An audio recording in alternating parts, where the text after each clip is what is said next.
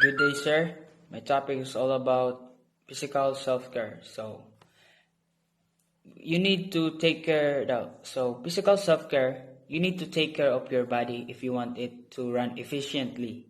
Keep in mind that there's a strong connection between your body and your mind. When you're caring for your body, you'll think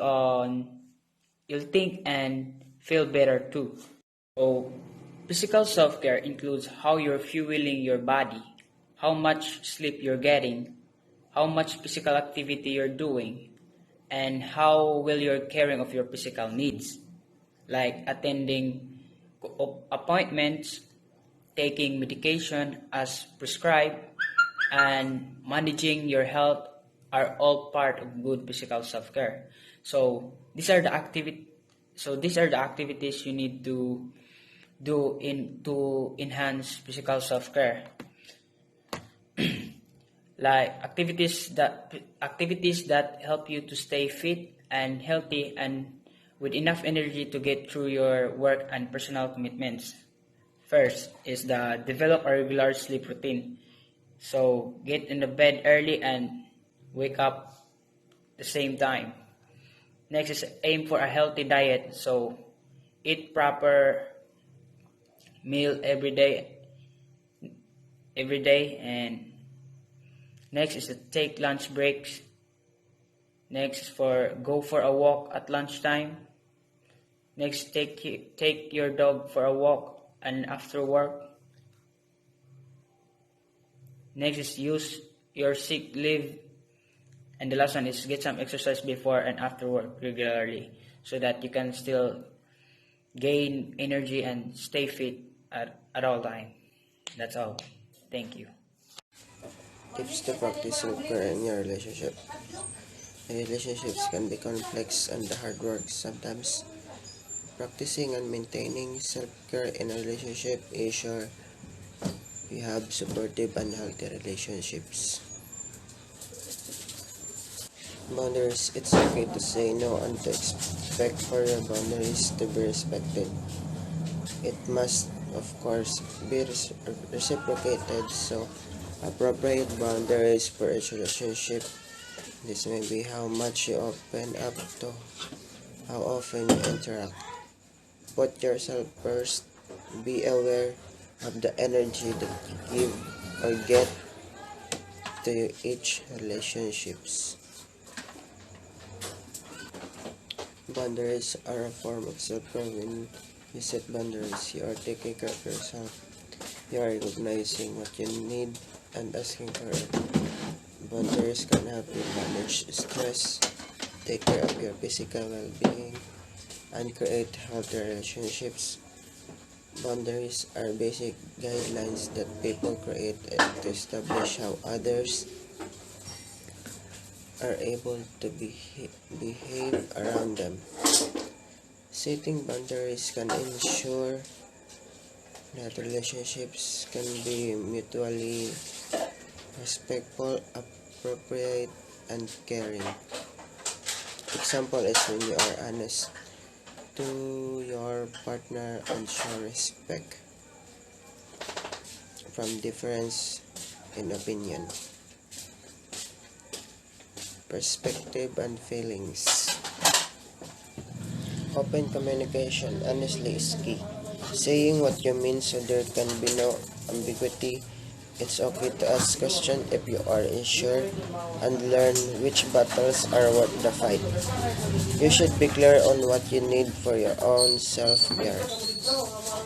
It is communicating effectively and transparently without fearing judgment or the delay escalating into an argument. Open communication in relationships is imperative to the longevity of a loving bond. It would be a great idea to seek advice from a couple's therapist to strengthen your relationship. Both partners have to be consistently open with each other, communicating honestly. Better communication between you and your partner leads to more trust in each other and better trust leads to more confidence. Effective communication techniques help to make you and your partner feel secure. Good day, everyone. I'm Christian McLean M. Enriquez, and I'm here to report about emotions and emotional self care. So, first of all, have you seen the movie Inside Out? If you are, that is what we will tackle all about today. As you have seen in the movie, if you have seen it, the main character is a kid who's named Riley that has that have personalities in her head that access her emotions, that control her actions and the various situations that she is into. So, like I said, the kid has various emotions that control her actions. So, as a human being, we are born out with emotions that varies in the situation or mood we're experiencing. So, what exactly is emotion? Well, an emotion is a feeling such as happiness, love, fear, anger, or hatred, which can caused by the situation that you are or the people you are with. For example, when you are having a birthday party and everyone special to you is around, during this time you will be filled with happiness and joy because everyone important to you is here to celebrate your birthday. So naturally, you will be filled with happiness and joy. Another example is when your pet died and you just know this just this morning. So naturally, you will be filled with sadness as you value your life's pet. So from that example, we can understand that our emotion varies in the situation that they are into. So in order for us to live a wonderful life, it is necessary to not only be physically healthy but also to be emotionally healthy. To understand it better, let us know first what is emotional health. So, emotional health is about how we think and feel. It is about our sense of well being, our ability to cope with life events, and how we acknowledge our own emotions and, and as well as others. So, emotional health, it is about how we manage our various emotions, and different kinds of situations that we will encounter. So, being emotionally healthy doesn't mean that we are happy all the time. It is all about how well we manage our emotions to various situations that we are experiencing in our life. So, here are some emotional self care activities that can help improve your emotional health. So, it's important to have a healthy coping skills to deal with uncomfortable situations like anger, anxiety, and sadness. Emotional self care may include activities that help you acknowledge and express your feelings on a regular basis. Whether you talk to your partner or close friends about how you feel, or set aside some time for leisure, activities that help you process your emotions. It is important to incorporate emotional self care into your life. So, here are some examples of to how on how on dealing with uncomfortable emotions. Number one, accept that you cannot control everything. Number two, always do your best. Number three, maintain positive attitude. Number four, learn what things that makes you that triggers your anxiety. So, more to that, here are some examples of emotionally healthy activities. The first one, develop friendship that are supportive. So in order to be to have an emotionally healthy personality, you also need to have some friends that will support you and will hear you out, that will hear you out. Someone that you can express your feelings or emotions when you need to. So it is very important in order to have a healthy emotional to have a healthy emotions. Next is write three good things that you need yet you did each day. So writing also helps you to be emotionally healthy because it is also a way to express your emotions or feelings. Next is play a sport and have a coffee together after training. So socializing with your friends, playing physical activities can also relieve you from stress that you're experiencing. It also distracts you from the bad times you are feeling.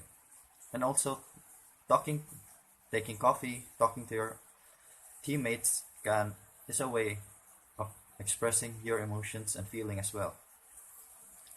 Next is go to movies or do something that you really like.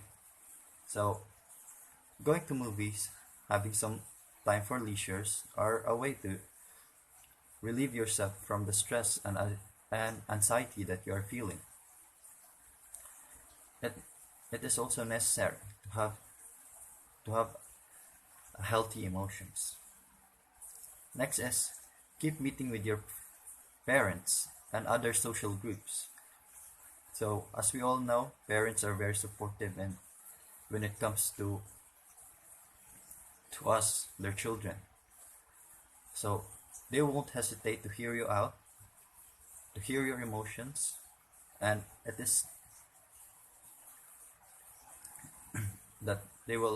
is imperative that they will be supportive to you when it comes to your emotions. They will hear you out and feel you when you needed it the most. Next is talk to your friends about how you are coping with work, school, and life demands. So emotionally healthy people are typically in control of their thoughts, feelings, and actions, and can cope with life challenges and bounce back from life setbacks. So from here we can understand that emotionally healthy person can manage well their emotions. So whatever challenges they may face, they will always bounce back and continue their life. So like I said before, being emotionally healthy doesn't mean that you need to be happy all the time, that you will never be sad or angry or frustrated. It is about how well you cope with the situation and deal with your emotions. So here are top here are 10 traits to be an emotionally healthy person. First, stay honest. So you have to stay honest to yourself. Have a sense of inner peace. So peace. Always be peaceful. Stay grateful. Next is stay positive. Next is stay connected, whether to your social groups like friends or your parents. Stay determined. Next is stay intentional. Stay balanced, like balance your health between your mental and physical health. Always stay strong and hopeful. So as we live in our society today where we experience different kinds of situations and experience different kinds of emotions, it is very important to be emotional healthy so that you can always cope with the situation and manage well your emotions so that they won't manage you. So here are 5 characteristics of an emotionally healthy person. First are First is they are self-aware. Someone who is self-aware can perceive themselves accurately and understands how their behavior comes across to others. Next is they have emotional agility. Someone with strong emotional agility shows resilience in the face of adversity and can handle setbacks in life in a way that doesn't drive them to engage in a negative behaviors. These negative behaviors can be smoking or drinking or coping mechanism. Next is they have strong coping skills. Emotionally healthy individuals, tends to have strong and healthy coping skills that help them in testing and trying circumstances. Here are some practices or healthy coping skills. First is practicing meditation and relaxation techniques. So, some point in life, in order to think through, we need to we need to relax ourselves and meditate. This really helps us think through the situations and avoid rash decisions where we can affect not only ourselves but also others. Next is spending time with friends. So spending time with friends or other social groups which can which you can express your feelings is also necessary to help you improve your skills in coping with your emotions. So next is finding times for your hobbies. So it is important to distract yourself and when you're facing stress so that you can think through some decisions. And next characteristic is they live with a purpose. So emotionally healthy persons know what their purpose in life. So it is easy enough to understand that emotionally healthy person always know their purpose in life. They don't get confused of their paths because they are emotionally healthy. They're strong and determined. Next is they manage their stress levels. Facing stress is a certainty for everyone, but emotionally healthy people tend to have successful strategies on dealing with stress. So here are some tips to achieve emotional health. Cultivate a positive mindset. So positivity is always repeating itself when it comes to emotion because when it comes to managing your emotions, you have to stay positive so that you won't be overcome with the stress and the negative thoughts. Next is smile. Always smile and feel happy. Next is seek or accept help and support from others. So an emotionally healthy person needs help as well. So that like in friends where you can express your feelings and ask help if you are in need. So it is also a tip that can help you achieve emotional health. Next is practice gratitude. So being grateful for the day and always being positive that there will be always tomorrow is one way to be emotionally healthy. From all that, we can conclude that being emotionally healthy is very important because good emotional health helps you see the best in yourselves despite the challenges. You will have more energy as you are always positive and determined. Having a positive outlook makes you feel more energized, as I have said, and helps you focus and think more clearly in the various situations that you're into. In these hard times, where you can hear people committing suicide, especially students that cannot handle emotional burden, we must strengthen and prioritize our mental health and emotional health as well, aside from our physical health. As the saying as the saying go, health is wealth. So our health is our is our wealth, or it is very important to ourselves, because how can you live to see tomorrow if you're not healthy overall? So let us nurture it for our survival, as we live in a society full of challenges where we will experience various situations and feel various emotions. So that is all for emotions and emotional self-care. Thank you. Social self-care. Socialization is key to self-care, but often it's hard to make time for friends and it's easy to neglect your relationship when life gets busy. Close connections are important to your well-being. The best way to cultivate and maintain close relationship is to put time and energy into building your relationship with others. So, some of the example of social self-care is call a close friend. With or without video, there's nothing like having a good chat with a trusted and supportive friend to feel refreshed, uplifted, and supported. Another is meet up with a friend for a walk and talk. Connect emotionally and stay active at the same time. It is great for your physical self-care. And another is pair up with a friends for a fun activity.